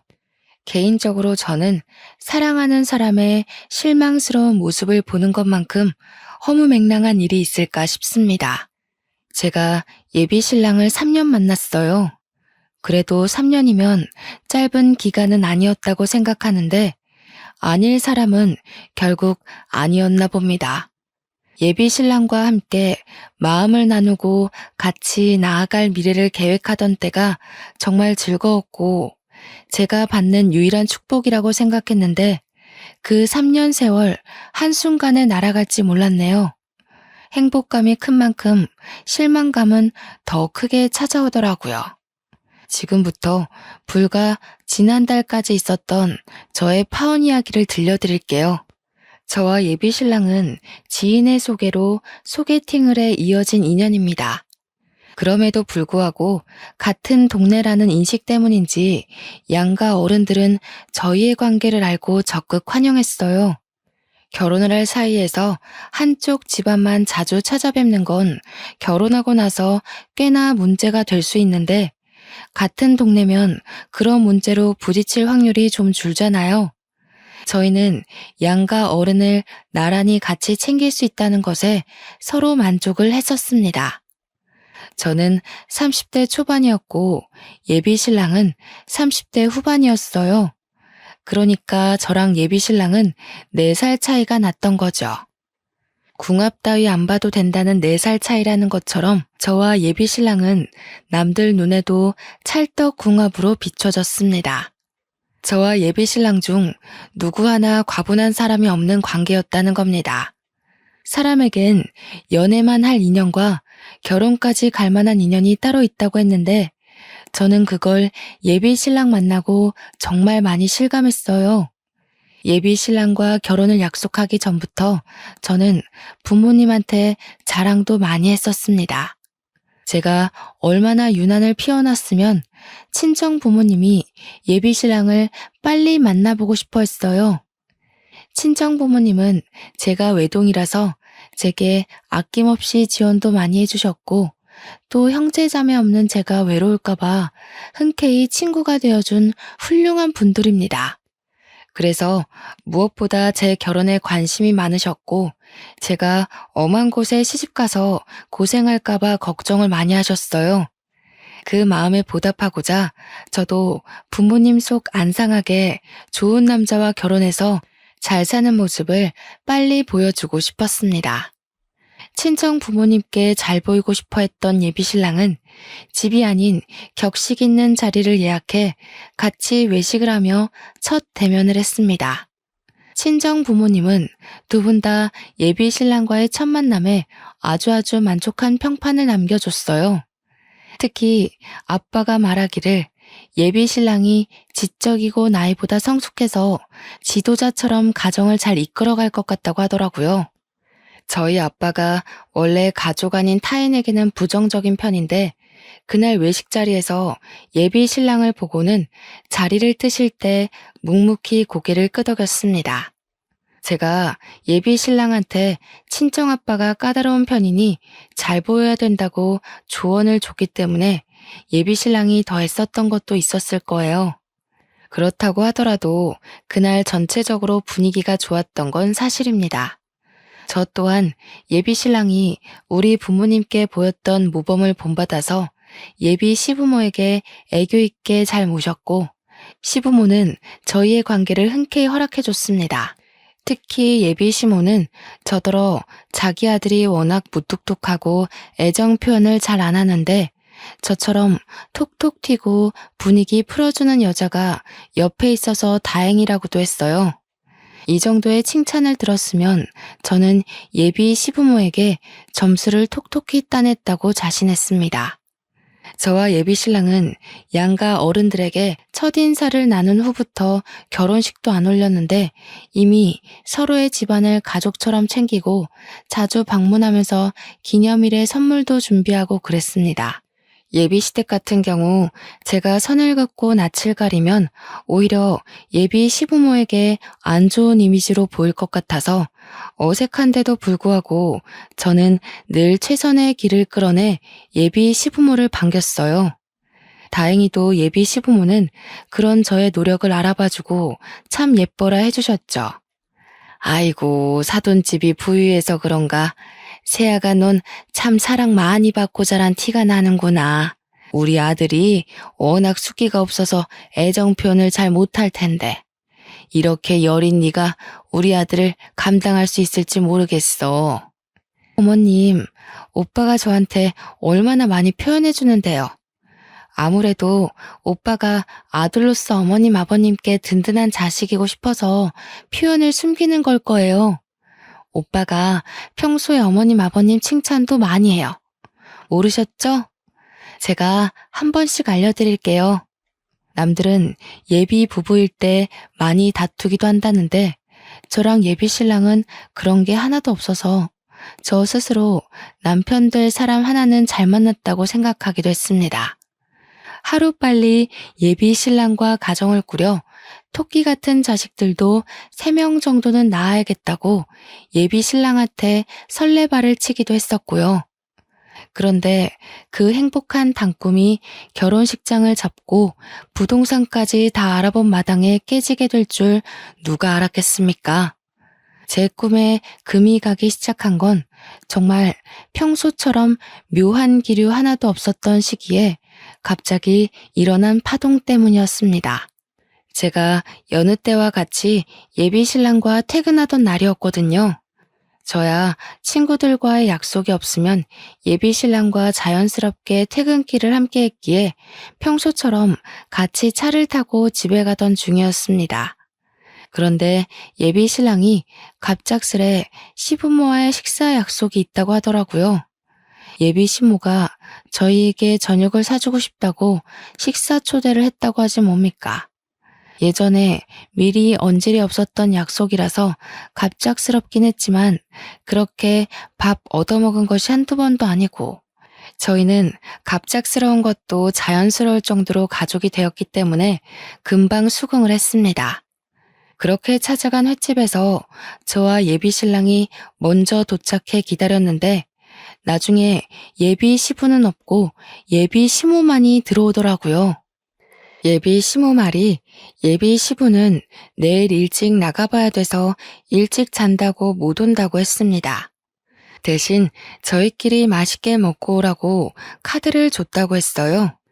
예비 시부 못 오는 것 정도야 뭐 크게 신경 쓸 만큼 문제는 아니었기에 그것마저도 그러려니 넘어간 시간이었어요. 그 자리를 단순히 밥 한 끼 먹자는 자리라고 생각해 평소 하던 것처럼 마음 편히 예비 시모를 응대했습니다. 살갑고 또 예의 바르게 말이죠. 그리고 문제는 그 다음부터였어요. 예비 시모 먼저 챙기고 예비 신랑을 챙기면서 제 인생에 생각지도 못한 고민이 비집고 들어온 거죠. 제가 예비 신랑에게 오빠, 옆에 있는 물통 좀 줘 라고 했는데 그걸 듣던 예비 시모가 갑자기 표정을 굳히고 제 말을 자르더라고요. 아가, 우리 집은 특히 한 다리 건너 어른 친인척이 많다는 거 너도 알고 있지? 지난번 명절에 한번 들려서 몇 분이랑은 인사를 나눴잖니? 네, 그럼요. 그렇잖아도 시골리기 전에 정식으로 찾아뵈려고 오빠랑 얘기 중에 있어요. 아무래도 다들 바쁘시니까 한데 모이시기 어렵겠죠? 언제가 좋을까요? 그 전에 내가 오늘 너를 부른 이유가 있어. 네가 이제 우리 식구가 되는 건데 어르신들이 많다는 건 앞으로 보는 눈도 많을 거란 뜻이지 않겠니? 그러니 너희들 관계도 그만 뚜렷이 하는 게 좋을 것 같구나. 관계를 뚜렷이 하라는 게 무슨 말인지 바로 알아챌 수 있겠습니까? 저는 눈치 못 챘습니다. 제가 제대로 이해하지 못해서 대답을 못하고 있으니 예비 시모가 이번엔 둘러 말하지 않고 직구를 던지더라고요. 근데 그 말이 굉장히 황당했어요. 네가 병은이보다 4살이 어리지 않니? 앞으론 병은이한테 존칭을 쓰도록 해라. 오빠라고 하는 건 어르신들 앞에서도 보기 안 좋을 것 같구나. 뜬금없이 예비 신랑한테 존댓말을 쓰라는 예비 시모의 제안은 저를 벙찌게 만들었습니다. 여태까지 반말을 써왔고 예비 시부모도 저와 예비 신랑이 늘 이런 식으로 친근하게 대화를 나누는 걸 다 봐왔거든요. 그런데 갑자기 존칭을 쓰라뇨? 이미 반말에 익숙해진 사이에서 갑자기 존칭을 쓰라고 한다면 누가 그것에 덜컥 적응해서 쓰겠습니까? 바로 수긍하기엔 좀 많이 불편해서 당혹감을 표현했더니 옆에서 예비 신랑은 한술 더 뜨는 거 아니겠어요? 우리 집이 원래 좀 그래. 엄마도 아빠한테 존칭 쓰고 다른 친척 어른 집안도 여자 구성원들이 남자들한테 존칭 써. 나이 어린 사람이 연상한테 반말 쓰는 걸 예의 없다고 보시거든. 예비 신랑 설명을 듣는데 정말 경악을 안 할 수가 없었습니다. 예비 시모 말을 자연스럽게 받아치는 예비 신랑의 모습을 보니 마치 둘이 짜고 이 자리를 만든 것 같은 기분도 들었어요. 설령 예비 신랑 집안이 그렇다고 하더라도 그 중요한 사실을 그동안 왜 말 안 했는지 배신감까지 들더라니까요. 우리가 만난 지 3년이나 되었고 몇 번을 양가 집안에 왔다 갔다 했는데 그런 말은 미리 해줬어야 되는 거 아닙니까? 호칭 문제로 결혼 사이에서 트러블이 생기는 건 어디서 들어본 적 있지만 존칭 때문에 곤란을 겪을 줄은 상상도 못했습니다. 그런 황당한 일이 저한테 벌어졌다는 게 그저 놀라웠어요. 어느 누가 커플 부부 사이에 반말을 하다가 갑자기 존칭을 쓰나요? 왜 그리 불편하게 지내야 되죠? 매일 얼굴 보고 싶고 가까워지고 싶어서 결혼하는 거 아닌가요? 어째 그 말을 듣는데 결혼을 하게 되면 예비 신랑과 더 멀어질 것 같은 느낌이 들었습니다. 예비 신랑에게 따지고 싶은 게 산더미였지만 예비 시모가 평소와 다른 얼굴로 눈을 부릅뜨고 쳐다보고 있어서 그럴 수가 없었어요. 예비 시모는 제 대답을 계속 기다렸습니다. 계속 제게 존칭 문제로 조언인 척 잔소리를 하시는데 제가 알던 엄마 같은 예비 시모가 맞나 싶더라니까요. 결국 저는 예비 시모 제안에 명확한 답변을 못하고 어영부영 그 자리를 마무리했습니다. 예비 시모는 차를 타고 자리를 뜰 때까지 저한테 예비 신랑에게 존칭을 쓸 것을 강조하고 떠났어요. 정말 식사 때도 밥이 입으로 들어갔는지 코로 들어갔는지 기억이 안 나는데 제대로 먹지도 않은 그 음식물마저 체할 것 같더군요. 예비 신랑이 저를 집 앞까지 데려다주는 동안 말을 안 하고 있다가 집 앞에 도착해서야 저는 그날 일에 대한 입장을 언급했습니다. 오빠, 난 솔직히 어머님 말씀 이해 못하겠어. 어느 누가 커플끼리 존칭을 써. 그리고 여자만 남자한테 존칭 써야 된다는 것도 이해가 안 돼. 이건 예의랑 다른 문제라고 생각하거든. 솔직히 좀 성차별 같기도 하고. 여자 남자를 떠나서 나랑 오빠가 3년 동안 반말로 지냈는데 어떻게 갑자기 존댓말을 해? 오빠는 안 이상해? 우리 집에선 당연한 거라고 했잖아. 아무리 그래도 밥 먹는 내내 똥 씹은 표정을 하고 있으면 어떡해? 어른이 앞에 앉아서 며느리에 대해 마땅한 조언을 해주는 건데 그런 얼굴로 있어? 이게 우리 집 문화야. 각국의 문화가 다른 것처럼 각 집안의 문화가 다를 수도 있는 건데 꼭 그렇게 불쾌한 티를 낼 필요는 없었잖아.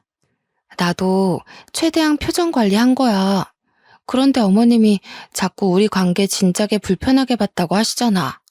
오빠 말대로 집 문화가 달라서 나는 그렇게 살지 않았는데 갑자기 그렇게 시키면 내 입장에서 곤란한 건 당연하지 않아?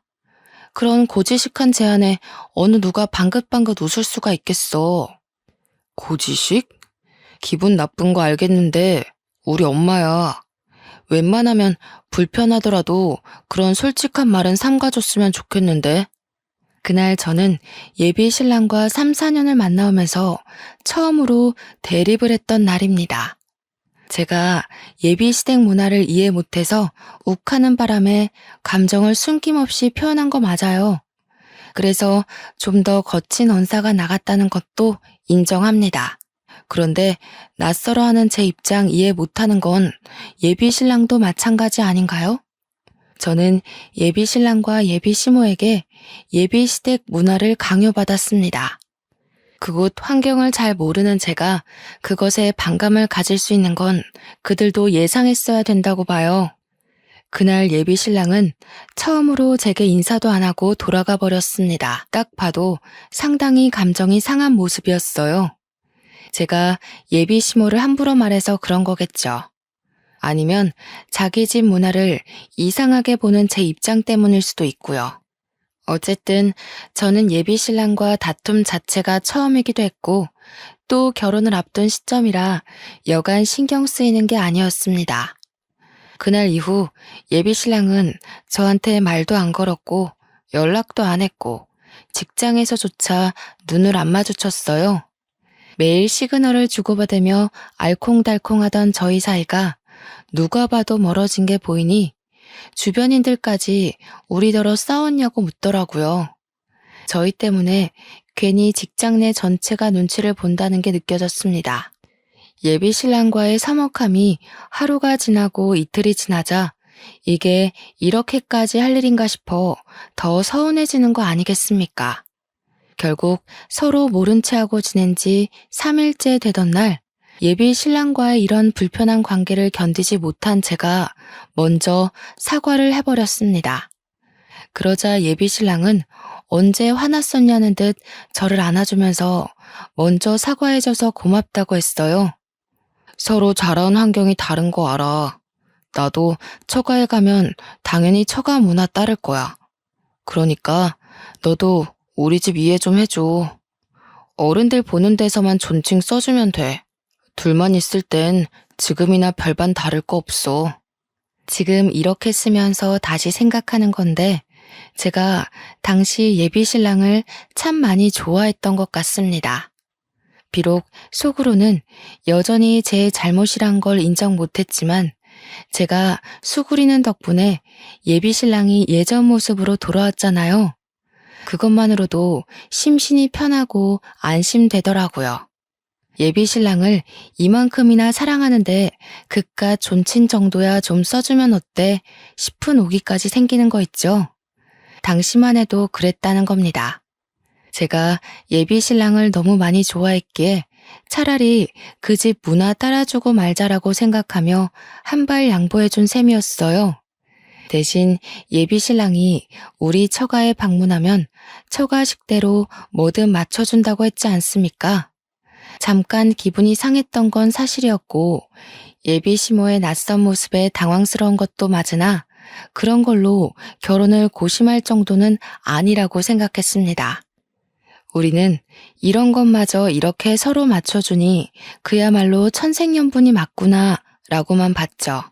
저는 평소 친정 부모님과 도란도란 얘기를 많이 하는 딸이라서 이 사실 또한 친정 부모님한테 얘기를 해줬어요. 하나의 해프닝을 친구에게 풀어놓듯 말을 했죠. 제가 말하는 내내 친정 부모님은 눈에 띄는 반응은 딱히 안 보였습니다. 잠자코 제 얘기를 듣기만 하더니 얘기 끝나자마자 친정 아빠가 딱 한마디 하셨어요. 저더러 예비 신랑을 그 주 주말에 친정으로 데리고 오라는 겁니다. 혹시나 제가 말한 예비 시댁 이야기 때문에 아빠가 예비 신랑한테 한 소리 하려고 그러나 싶어서 나는 괜찮다고 이미 예비 신랑과 합의 보고 얘기 끝난 사실이라고 손사래를 쳤어요. 그러자 친정 부모님은 그냥 간단하게 식사하려고 그런다며 별말 안 할 테니 오랜만에 같이 밥 먹자고 하더군요. 그냥 밥 먹는 것 정도야 원래 그렇게 지냈던 사이기도 하고 한동안 같이 밥 안 먹은 지도 오래된 것도 맞으니 친정 부모님의 제안을 쉽게 받아들였습니다. 제가 잠자리에 들기 전 아빠가 방에 들어와 딱 한마디 물은 것이 있었는데 그 말이 저는 큰 파장을 일으킬 예고였다는 걸 알아차리지 못했었어요. 딸아, 안 싸더니 너한테 그 소리 할 때 강서방이 말리긴커녕 같이 부추겼다고 했지? 원래 그렇게 지냈다고 하면서 계속 원래라는 말을 강조했었니?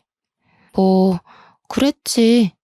오빠는 그런 문화에서 당연하게 컸다고 했어. 어머님이 생소한 말을 해도 놀라지도 않고 오히려 나를 속 좁은 사람으로 보더라고. 근데 그건 서로 얘기해서 오해 풀었어. 결혼하면 조금 걱정되기도 한데 그래도 괜찮아. 아빠는 저와 나눴던 대화들 중 특히 부분만 집요하게 캐물었고 저더러 그 사실 때문에 예비 신랑에게 실망한 게 맞냐고 여러 번 확인을 했습니다. 그게 다였어요. 아빠는 제게 뭐 따로 조언을 해준 것도 없고 그냥 제 대답만 듣고 잘 자라고 인사한 뒤 나가셨습니다. 아빠 표정이 안 좋은 것 같아서 개인적으로 신경이 무척 쓰였는데 엄마도 별다른 말을 제게 얹으려 준 것도 아니라서 그냥 그러려니 넘겨야 했어요. 그리고 저는 다음날 예비 신랑한테 친정에 밥 먹으러 가자고 제안했습니다. 물론 예비 시댁 문화에 대해 알려줬더니 아빠가 보자고 했다는 말은 굳이 하지 않았어요. 그냥 친정 부모님이 오랜만에 보고 싶어 한다고만 말했거든요. 그러니까 예비 신랑이 좋다고 바로 시간을 비우더라고요. 그렇게 친정으로 모인 당일날 저는 예비 신랑과 파혼을 하게 되었습니다.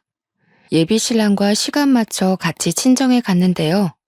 이미 차려진 식사 자리가 좀 과할 정도로 많이 고급지더라고요. 이 말은 제가 이제야 언급하는데 사실 우리 집이 시댁 형편보다 조금 더 나은 살림이었습니다. 그러니까 저희 친정은 대출 하나 없는 현금 자산만 가지고 있었지만 시댁은 대출을 좀 많이 끼고 있었어요. 저희 부모님은 부모님 명의로 된 건물도 한 채가 있는데 그것도 융자금 하나 없이 아주 깔끔하게 세주고 있거든요. 그렇다고 시댁이 뼈저리게 가난한 건 아니었고 식구들이 먹고 사는 데엔 지장이 크게 없는 정도? 그렇지만 당장 대출 빚을 다 갚을 수는 없는 정도라고만 알고 있습니다. 시댁 사정 생각한 것도 있지만 저희 친정 부모님은 평소에도 어디 나서서 형편을 드러내는 사람들은 아니었어요.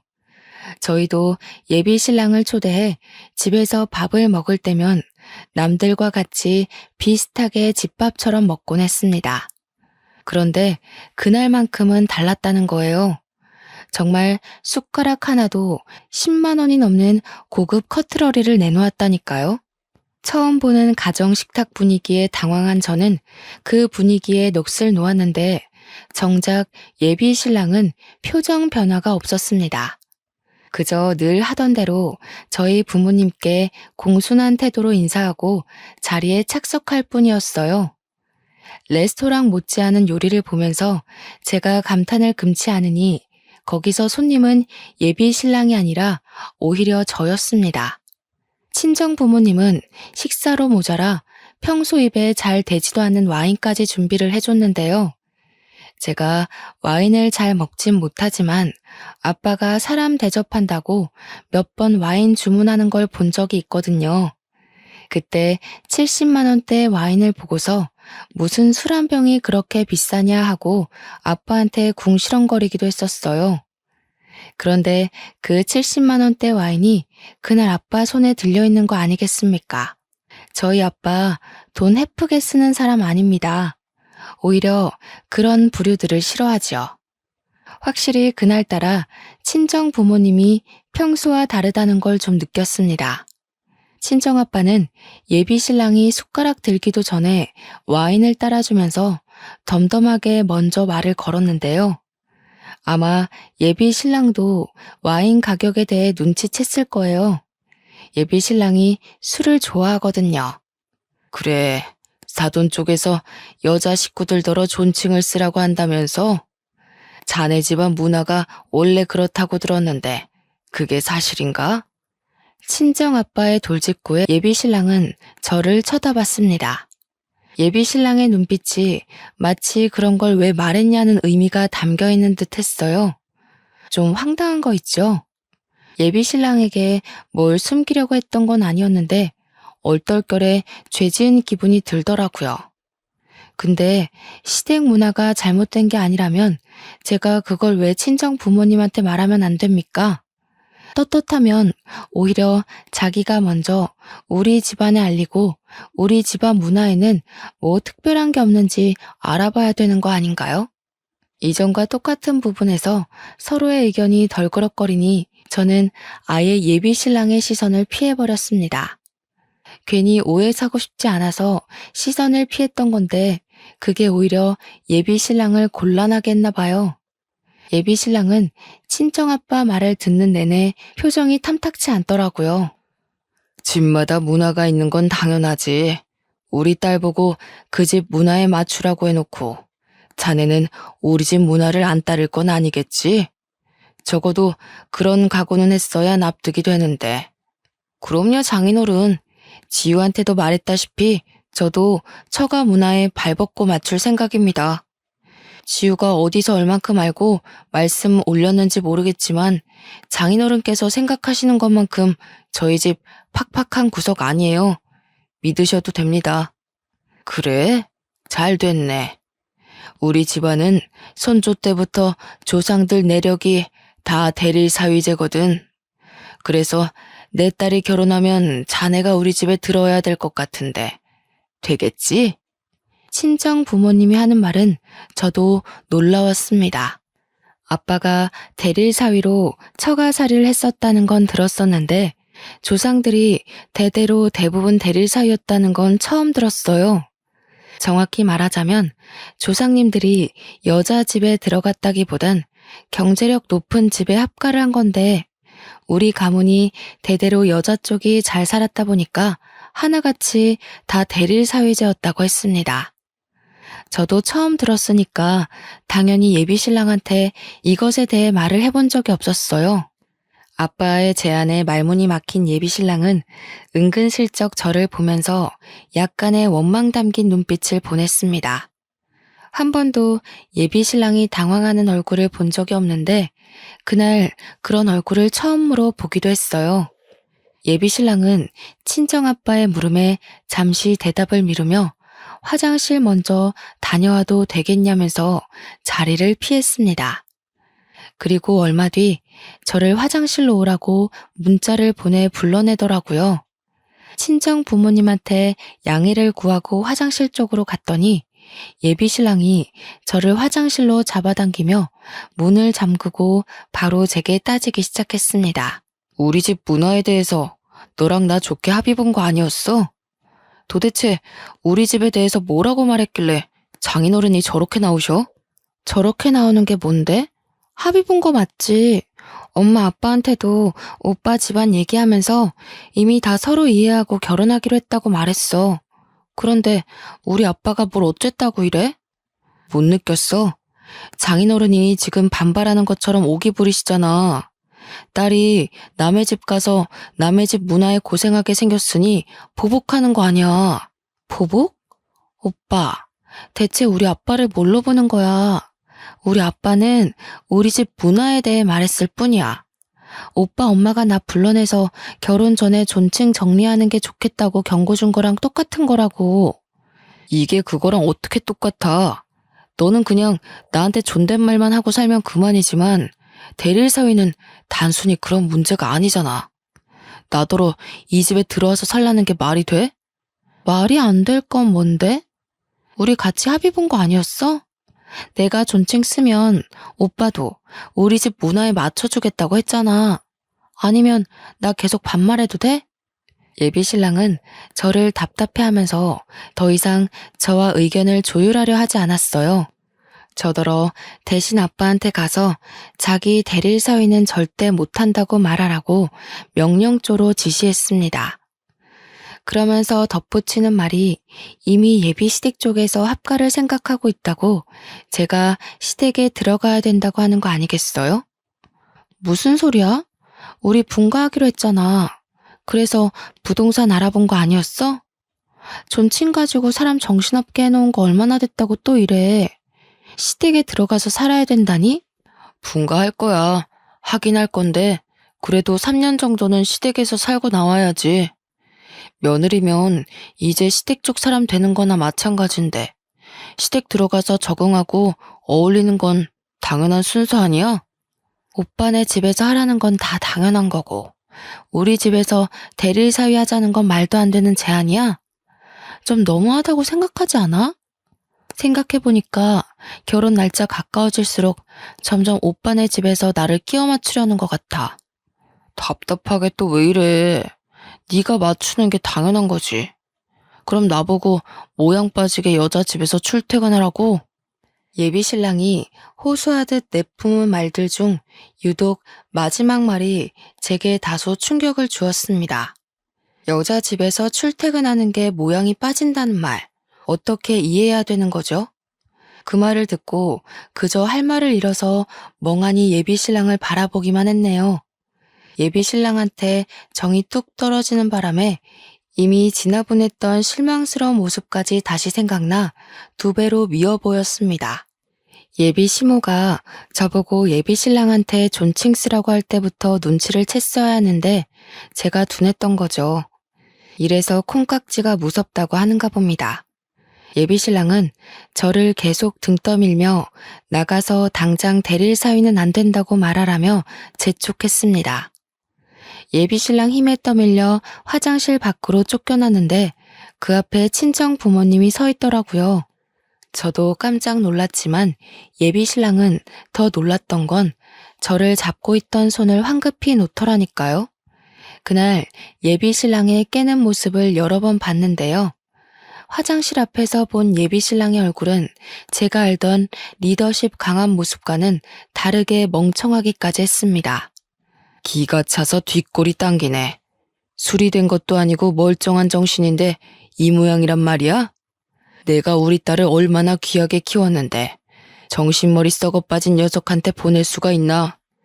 남에게 맞춰줄 수 없으면 자네도 남한테 강요를 하지 말아야지.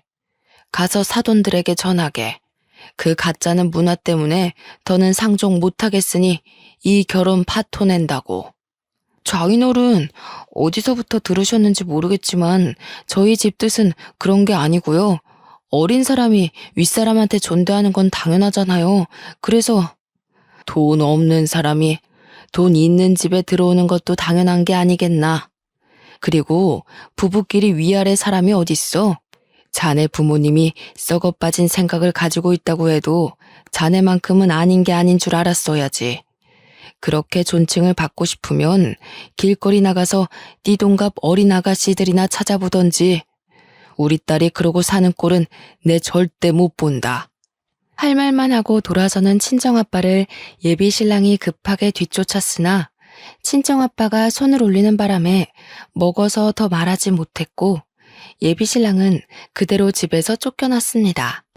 밖에서 초인종을 누르고 문을 두드리는 예비 신랑이 신경 쓰였지만 저도 배웅을 나가진 않았어요. 그러니 예비 신랑한테 전화까지 오더라고요. 부모님이 예비 신랑 상종하지 말라고 한 것도 아닌데 그날따라 예비 신랑이 크게 좀 깨달았으면 좋겠다는 생각이 들지 뭡니까? 저는 그대로 폰을 꺼버린 뒤 남은 시간을 친정 부모님과 함께 했습니다. 그리곤 부모님께 예비 신랑을 대신해서 무례했던 그의 행동을 사과드렸어요. 친정 부모님은 제가 자신들을 원망하더라도 예비 신랑만큼은 떼어놓아야 되겠다고 생각했다면서 제 동의도 구하지 않고 마음대로 일을 벌여서 미안하다고 오히려 제게 사과를 하더군요. 곰곰이 생각해보니까 왜 우리 가족이 예비 신랑 문제로 이렇게 머리 아픈 일을 겪어야 하는 거지 싶어서 억울하더라고요. 물론 이 모든 게 저 때문이겠죠. 제가 남자 보는 눈만 똑발랐어도 우리 부모님이 이런 수모를 겪는 일은 없었을 텐데 말입니다. 결혼하기도 전에 이미 예비 시댁에 실망을 했고 예비 신랑한테도 두 번째 실망을 했는데 여기서 계속 결혼을 진행하는 건 어리석은 짓이 아니겠습니까? 예비 신랑에 대한 감정이 완전 죽은 것은 아니지만 미련이라고 보기에도 애매할 만큼 제 마음은 더 이상 예비 신랑에게 흔들리지 않았어요. 저 또한 부모님 말씀대로 파혼을 하는 게 맞다고 생각했습니다. 한 번은 실수로 눈 감아 줄 수 있지만 두 번 실수를 눈 감아 주는 건 그냥 호구나 다름없잖아요. 저는 결국 예비 신랑에게 파혼을 통보했습니다. 예비 신랑은 그것에 또 피쳤는지 지난날처럼 회사에서 저랑 눈도 안 마주치고 그 어떤 연락도 안 하더라고요. 직장뿐만이 아니라 우린 어딜 가나 그냥 남남이나 다름없는 사이였습니다. 그런 식으로 나오면 제가 또 못 견디고 먼저 다가와서 사과할 줄 알았나 봐요. 그 부분에서 저는 오히려 예비 신랑이 나를 확실히 호구로 바꾸나를 확인할 수 있는 계기가 되었습니다. 제가 예비 신랑을 더 많이 좋아했던 건 맞는데 제 순수한 마음을 그런 식으로 이용하는 걸 보니까 본때를 보여주고 싶은 마음이 생기지 뭐예요. 하나의 단점이 크게 꽂히니 예비 신랑을 알면 알수록 점점 더 정이 떨어지더라고요. 그래서 제가 저질러 버렸어요. 주위 사람들에게 저와 예비 신랑의 관계를 스스럼 없이 밝혔습니다. 파혼했다고 여기저기 소문을 내고 다녔더니 그게 예비 신랑 귀에 들어갔나 봐요. 예비 신랑이 저한테 먼저 말을 걸어오더라고요. 너 정말 나랑 끝낼 생각이야? 무슨 생각으로 파혼 사실을 소문내고 다녀? 아직 우리 관계 제대로 정리 안 됐어. 오늘 마치고 정식으로 얘기하게 기다려. 퇴근하고 얘기 좀 하자는 예비 신랑 말에 거절할까 하다가 무슨 할 말이 남았길래 파혼을 인정 못하고 절절 매는 건지 한번 드러나 보자 싶어서 예비 신랑을 따랐습니다. 퇴근한 뒤에 차에서 기다리고 있다는 예비 신랑의 연락을 받고 그의 차로 다가갔어요. 보조석 문을 열려고 손잡이를 잡았더니 창문이 직 내려가더라고요. 그런데 그 안에 예비 시모가 타고 있는 게 아니겠습니까? 뭐 하자는 건가 싶고 무슨 상황인지 판단이 안 되었지만 묻지도 않고 그냥 돌아섰어요. 저 예비 신랑과 대화를 하러 온 거지 예비 시모랑은 할 말이 없거든요. 그냥 집에 가려고 하는데 차에서 급하게 내린 예비 신랑이 황급히 쫓아와 저를 붙잡았지 뭡니까? 얘기 좀 하자고. 엄마가 너랑 합의 보고 싶다고 만나자 한 거야. 우리 이거 파혼까지 갈 일 아닌 거 알잖아. 처가 어른들께서 좀 많이 화나신 것 같은데 그 부분에 대해서 부모님이랑 상의했어. 그러니까 좀 들어보고 가. 우리 끝난 거 모르겠어? 우리는 지금 파혼을 고민하는 사이가 아니라 이미 파혼을 한 사이야. 더 이상 볼 일 없는 관계에서 무슨 합의가 필요한데? 진짜 나랑 끝내겠다는 거야? 고작 존댓말 쓰라고 했다고? 존댓말 때문에 헤어지는 건 말이 안 되잖아. 파혼하자고 해도 오히려 내 쪽에서 해야 정상이지. 대릴 사위는 정상적인 문화라고 생각해? 이것 봐. 오빠는 여전히 우리 집에 맞춰줄 생각이 없어. 지금도 나랑 합의 보자는 게 아니라 나를 설득하려고 만나자고 한 거네. 존댓말 정도는 오빠를 위해서 눈 감아줄 수 있었는데 한 번 봐주니까 오빠가 정도를 모르고 나를 오빠 손바닥 위에 놓으려고 하더라? 나 그 정도까지 웃고 넘어가 줄 만큼 호구는 아니거든? 알았어. 다 알았고 내가 다 잘못했으니까 일단 엄마 얘기 좀 들어봐. 엄마 제안이 마음에 안 들면 그땐 나도 파혼에 대해 생각해볼게. 이미 우리는 파혼한 사이라고 몇 번을 말해도 예비신랑은 계속해서 같은 말을 반복하게 했습니다. 그러면서 예비시모를 만나달래요. 잡고 놓아주지도 않길래 어쩔 수 없이 차에 가서 예비시모랑 대화 시간을 가졌거든요. 얼마나 대단하고 솔깃한 제안을 하려고 이미 떠난 배를 이렇게 붙잡는 건가 했는데 예비시모가 뭐라고 하는 줄 아십니까? 아직도 그때 생각만 하면 기가 차서 웃음밖에 안 나와요. 사돈댁 의견 잘 전해 들었다. 그래도 대리일 사위는 안 돼. 대신 우리 집에서 너더러 존댓말 쓰라고 안 할 테니까 결혼하고는 우리 집 들어오거라. 친인척 어르신들이 존칭 때문에 한 소리 하면 그건 내가 다 커버 쳐줄 테니 걱정하지 말고. 들었지? 너만 특별하게 봐주신다잖아. 네가 장인어른한테 대릴 사이만 잘 설득해서 말해주면 다른 건 네 편의에 맞춰서 우리도 얼마든지 양보해줄 수 있어. 다른 분들은 어떻게 생각할지 모르겠는데 저만 이게 불공평한 협상이라고 생각되는 건가요? 존댓말 안 쓰게 해줄 테니 합가해서 시댁살이든 해라. 지금 말하는 게 이거 아닙니까? 그걸 마치 굉장한 선의를 베푸는 것처럼 얘기를 하는데 예비 시모까지 저를 호구로 보는 거 맞죠? 제가 예비 시모한테 너무 애교 부리면서 헤헤거렸나 봐요. 그렇다고 저를 이렇게 바보로 생각하시는 줄은 몰랐는데 당황스럽더군요. 예비 신랑마저도 제게 대단한 특혜가 주어진 것처럼 자기 엄마 편을 엄청 들길래 어이가 없던 저는 결국 예비 시모에게 따끔한 소리를 해버렸습니다. 역시 존대 안 해도 되는 건데 괜히 고집하신 거였네요. 저희 아빠가 말한 거 어머님 아들내미 입통해서 못 들으셨나 봐요. 어머님 계속 그렇게 이기적으로 구시면 평생 제대로 된 며느리 보기 힘드실 텐데. 요즘 어떤 며느리가 시어머니 손맛에 맞게 주물러지나요? 뭐? 너라는 꼰세가 왜 그러니? 우리 아들이 너더러 아직 철이 없다고 하긴 했다만.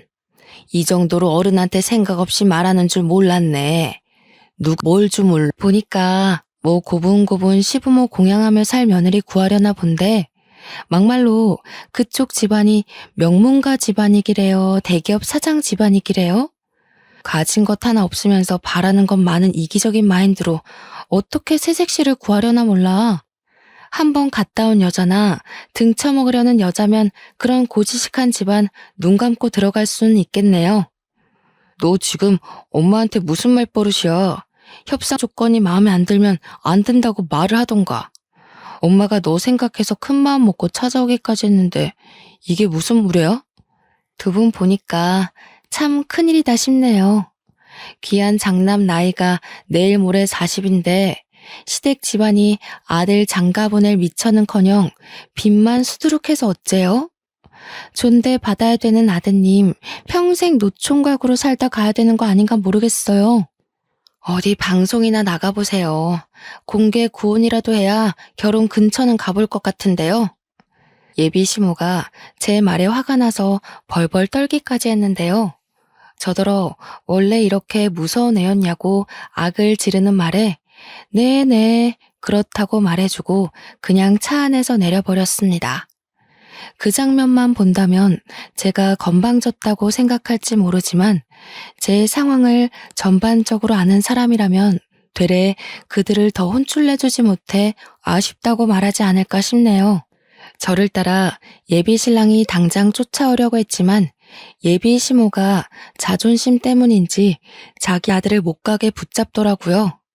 엄마가 붙잡는다고 못 쫓아오는 예비 신랑 행동도 뒤늦게 생각해보니 웃겼습니다.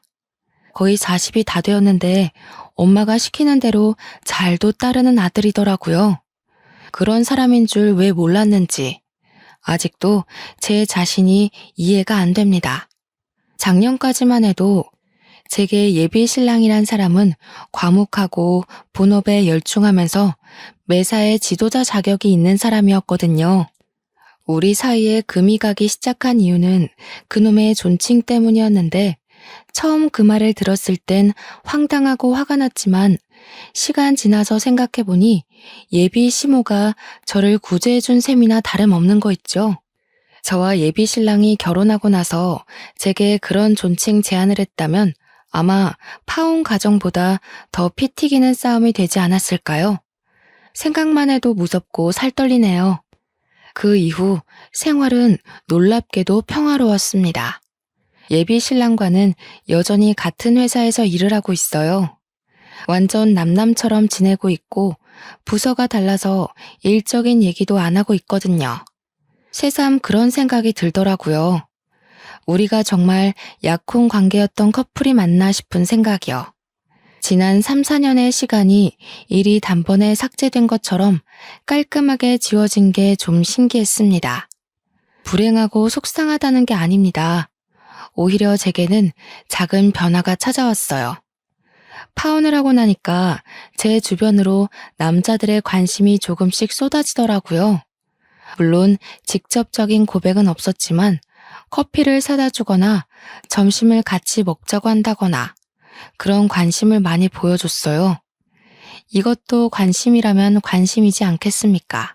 감사한 마음들이지만 저는 그것에 대한 수줍음보다 조금 다른 감정이 생겼는데요. 남 사원들이 제 주변을 얼쩡거릴 때마다 예비 신랑의 시선이 느껴지는데 그게 꽤나 고소하더라고요. 그렇다고 예비 신랑이 제게 막 다가오는 건 또 아니었습니다. 당분간은 이렇게 서로 거슬리는 존재가 될 것 같아요. 아직 파혼한 지 한 달 남짓밖에 안 되었거든요. 예비 신랑도 서로를 무자르듯 싹둑 자르기엔 아직 이르고 약간의 시간이 필요할 겁니다. 그나마 다행인 건 예비 신랑에게 정남이가 떨어진 저는 예비 신랑을 정리하는 시간이 그다지 괴롭지 않다는 거예요. 세월이 흐르다 보면 제 안에 남은 예비 신랑의 존재가 지나가는 추억으로 웃어넘기는 날이 오겠죠. 파혼을 하게 된 건 개인적으로 아쉽지만 제게 또 다른 좋은 인연이 찾아올 거라고 생각합니다. 일단 모든 게 평화로워진 것만으로도 마음이 편하네요. 이렇게 끝난 저의 파혼은 세상에 정말 별의별 사람이 다 있다는 걸 또 한 번 배우게 된 계기였습니다. 다들 제 사연 어떻게 들으셨는지 모르겠어요. 집중하신 시간만큼 제가 즐거움을 드렸다면 좋겠네요. 그만 글을 마무리하겠습니다. 들어주셔서 감사합니다.